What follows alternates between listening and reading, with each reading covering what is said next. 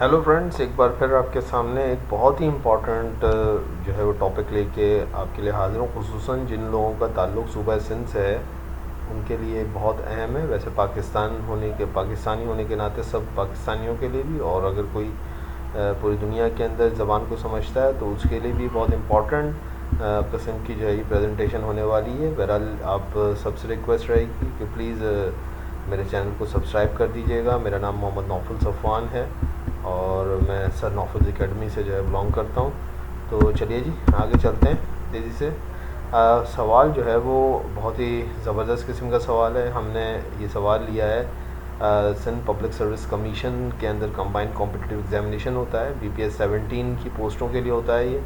उसने एक सवाल बनाया सूबा सिंध के हवाले से, बहुत ज़बरदस्त सवाल है। पूरा का पूरा एक ही पेपर के अंदर एक सवाल के तौर पे आया था, 25 मार्क्स के सवाल के तौर पे। मैंने इसको डिवाइड कर दिया है थोड़ा सा टुकड़ों के अंदर, आपको दिखाया है what are the natural divisions of Sindh province, what is the most fertile area, mention districts of the areas of different nature, what are its rivers, mountains, lakes, deserts, natural canals in the past, and what and where are these all located। अब आप सवाल इतना मुश्किल हो गया, हम इसको टुकड़ों में ले लेते हैं, ज़्यादा बात नहीं करते हैं फालतू, और तेज़ी से हम चलते हैं। देखिए सबसे पहले तो इसने सवाल जो किया है वो सवाल जो आप देखिए कि what are the natural divisions of Sindh province. ठीक है जी, तो सबसे पहले तो हम इसी सवाल को लेते हुए आगे बढ़ते हैं कि what are the natural divisions. लेकिन सबसे पहले आपको देखना पड़ेगा कि सिंध के जो नेचुरल डिवीजन्स हैं वो उनको देखने से पहले आपको इसके एडमिनिस्ट्रेटिव डिवीजन्स को देखना पड़ेगा। तो सिंध जो है वो 7 डिवीजन्स के अंदर, सूबा सिंध जो है वो प्रोविंस सिंध जो है वो 7 डिवीजन्स के अंदर डिवाइड है। सूबा सिंध के 7 डिवीजन्स हैं और इसके साथ साथ 29 डिस्ट्रिक्ट्स हैं। ये एक कॉम्पिटिटिव एग्जामिनेशन के स्टूडेंट को वैसे ही पता होना चाहिए, लेकिन उसने ये डिवीजन्स नहीं पूछे हैं। उसने कहा कि नेचुरल डिवीजन्स बताइए सिंध के, अल्लाह के बनाए हुए डिवीजन्स जो है ना वो बताइए। तो present days Sindh can be divided into 3 natural regions. ठीक है जी, नंबर 1 है कोहिस्तान, जिसको हम लैंड ऑफ माउंटेन्स कह सकते हैं, यानी कि पहाड़ों का देश। और ये है बेसिकली आपको कीर्थन माउंटेन की रेंज जो मिलती है, जो कि सिंध को बलूचिस्तान से डिवाइड करती है। ये जो है पहला नेचुरल डिवीज़न है सिंध प्रोविंस का, जिसको हम कोहिस्तान रेंज कहते हैं। इसके अलावा दूसरा जो इसका जो डिवीज़न है वो नेचुरल डिवीज़न जो है वो रेगिस्तान है, यानी कि लैंड ऑफ सैंड। ठीक है जी, और ये कौन सा इलाका है, वो ये आपको जिस वक्त थोड़ा सा गोल्डन ब्राउन कलर का नज़र आ रहा होगा, ये वो रीजन है जो कि आम तौर पे रेगिस्तान के नाम से इसको हम डिवाइड करते हैं। ये वो हिस्सा है जो है वो रेगिस्तान डिवीज़न है। ठीक है जी, रेगिस्तान जैसा कि आप जानते हैं लैंड ऑफ सैंड, रेत की ज़मीन। ठीक है जी, और चौथा जो हिस्सा है वो एलुवियल रीजन है, consist of earth and sand. तो ये मैदानी इलाका है जिसके अंदर आप खेती बाड़ी कर सकते हैं। बहुत ज़्यादा जो है फर्टाइल दरियाए सिंध के बहने की वजह से ये कुछ दरियाए सिंध के इस तरफ और दरियाए सिंध के उस तरफ, यानी कि वेस्टर्न और ईस्टर्न दोनों साइड का इलाका दरियाए सिंध का जो है वो एलुवियल लैंड कहलाता है। साथ में ही जो एक छोटा सा पैराग्राफ आपको यहाँ पे नज़र आ रहा होगा सिंधी लैंग्वेज के हवाले से है कि in Pakistan Sindhi language heavily influenced by Urdu with more borrowed Perso-Arabic elements, while Sindhi in India is influenced by Hindi and borrowed more elements from Sanskrit। तो उसने बताया कि सिंधी लैंग्वेज को भी देख लिया जाए तो सिंधी लैंग्वेज जो है वो ज़्यादातर पाकिस्तान के अंदर जो है वो उर्दू के इन्फ्लुएंस के अंडर में, यानी कि अब उसके अंदर ज़्यादा अल्फाज उर्दू के इस्तेमाल होते हैं, और उर्दू के अंदर जो ज़्यादातर अल्फाज हैं वो ज़्यादातर फ़ारसी और अरबी के हैं।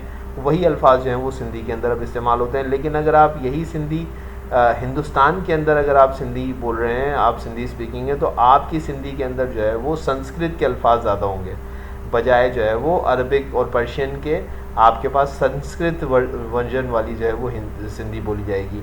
और इसी तरीके से यहाँ पे जो है इसमें लिखा हुआ नहीं, लेकिन मैं आपको एक और बात बता दूँ कि इंडिया के अंदर सिंधी जो है वो उसमें लिखी जाती है, हिंदी वर्जन के अंदर लिखी जाती है, यानी कि देवनागरिक वर्जन में लिखी जाती है, जबकि पाकिस्तान के अंदर जो है ये अरबिक स्क्रिप्ट में लिखी जाती है। और इसका जो स्क्रिप्ट है उस स्क्रिप्ट को क्या कहते हैं, कोई बताएगा मुझे जनाब? उसको नस्ख कहते हैं। नस्ख के अंदर लिखी जाती है सिंधी जो है, उसका सिंधी का जो फ़ॉन्ट है वो नस्ख फ़ॉन्ट है।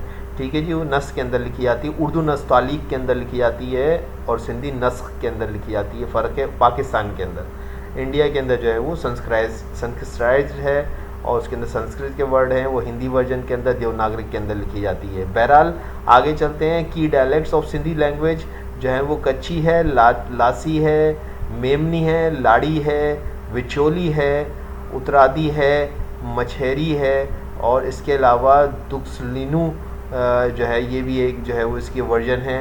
ये वो वर्जन्स हैं जो कि सिंध के धरती के ऊपर जो है वो सिंधी ज़बान के मुख्तलिफ़ डायलेक्ट्स हैं, छोटे छोटे डिफरेंट वर्जन्स हैं।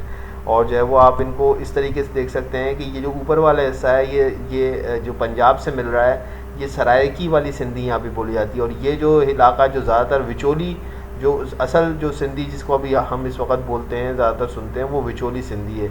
इसके अलावा लाड़ी जो है वो भी है और इधर कच्ची सिंधी भी है। ये थरी ज़बान जो होती है वो भी सिंधी से मिलती जुलती। तो ये सारे का सारा जो है वो सिंध का रीजन है जिसमें कि मुख्तलिफ़ ज़बानें बोली जा रही हैं। बेसिक सिंधी है और सिंधी के जो है मुख्तलिफ़ डायलेक्ट्स हैं। ठीक है जी, तो आगे चलते हैं और जो है वो देख लेते हैं कोहिस्तान को थोड़ा सा। कोहिस्तान यानी कि माउंटेनियस रेंज, और ये मैंने आपको बताया था कि कीर्तर माउंटेन जो है यहाँ ये कोहिस्तान का रीजन है। मुख्तसर देख लेते हैं। Kohistan refers to the hilly area to the west which acts as natural barrier between Sindh and Balochistan. और ये डिवाइड करता है सिंध को बलूचिस्तान से। कुदरती तौर पे एक पहाड़ी सिलसिला है जिसके उस पार सूबा बलूचिस्तान और इस पार जो है सूबा सिंध है। ठीक है जी, आगे चलते हैं। रेगिस्तान, जिसे हमने आपको बताया था कि रेगिस्तान कहता है, Registan refers to the rolling sand plan ridged and dunes located at the east end of Sindh. This area is known as Thar Desert and has an average breadth of 48 to 80 kilometre. ये थर desert भी कहलाता है इलाका और उसको रेगिस्तान भी बोलते हैं। तो कहता है कि इसको जो डिवाइड करती है तरह से वो नारा कैनाल जो है वो कहता है कि ये एलुवियल एरिया और इसमें के दरमियान है। ये समझे बहुत बड़ी कैनाल है, एक तरह का छोटा सा दरिया ही है जो कि बह रहा है। नारा कैनाल नेचुरल कैनाल है। ये भी बता दूं, अभी आगे उसने पूछा भी कि नेचुरल कैनाल, तो यही नारा कैनाल है। और ये जो है जो थर है और जो एलुवियल लैंड है उसके दरमियान ये नेचुरल बैरियर का काम करती है। तो तीसरा जो इलाका जो आपको बताया था जो नेचुरल डिवीज़न है, मैंने आपको बताया था कि जो है वो कोहिस्तान, रेगिस्तान और alluvial region consist of earth and sand. तो ये जो है ये वो दरियाए सिंध के दोनों पास का इलाका जो है वो है एलुवियल लैंड, जो कि ज़रखेज़ जिसे आप कह सकते हैं, मैदानी इलाका। कहता है the alluvial region is situated between Kohistan and Registan and extended from Kashmir district in north to the Arabian Sea. This area contains the Indus River and its average breadth is 16 to 32 kilometers extended outward on the both sides of the river. This region is very fertile and best suited for agriculture and alluvial tract can be subdivided into 3 climatic regions। और इसको आप divide कर सकते हैं। बहरहाल ये दो दरिया सिंध के दोनों पासों का जो है वो इलाका है, दोनों साइडों का इलाका है ये। और इसके अंदर जो है वो आप खेती बाड़ी भी करते हैं और ये ज़रई इलाका है, एलुवियल लैंड। ठीक है जी, अच्छा अब इसके अलावा जो है वो इसको थोड़ा सा हमने थोड़ा डिवाइड किया है उसी तरीके से। तो इसका जो अपर रीजन है सिंध का वो सिरो कहलाता है। याद रखिएगा अपर रीजन को सिरो कहते हैं। इज़ सेंटर्ड ऑन जैकबाबाद, इसका सेंटर जो है वो जैकबाबाद है। इसका जो मिडिल रीजन है सूबा सिंध का वो विचोलो कहलाता है एंड सेंटर इसका जो है वो हैदराबाद है। और तीसरा इसका जो लोअर रीजन है वो लाड़ कहलाता है और उसका सेंटर कराची है।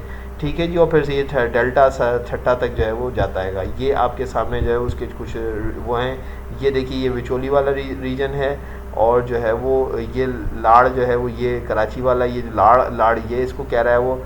और सिरो जो है वो ये ऊपर वाला रीजन है। ठीक है जी, सिरो, विचोली एंड लाड़, ये जो है वो 3 इसके जो है वो सिंध के और इन्होंने डिवाइड किया हुआ है इस तरीके से भी। ठीक है जी जनाब, उसने पूछा था कि what is the most fertile area mention district of the area of different natures. तो ये जो है सांगर डिस्ट्रिक्ट इस जो सिंध का है और टंडोलियार डिस्ट्रिक्ट जो है वो नियर बाय एरिया जो है ये मोस्ट फर्टाइल एरिया है सिंध का जनाबे वाला।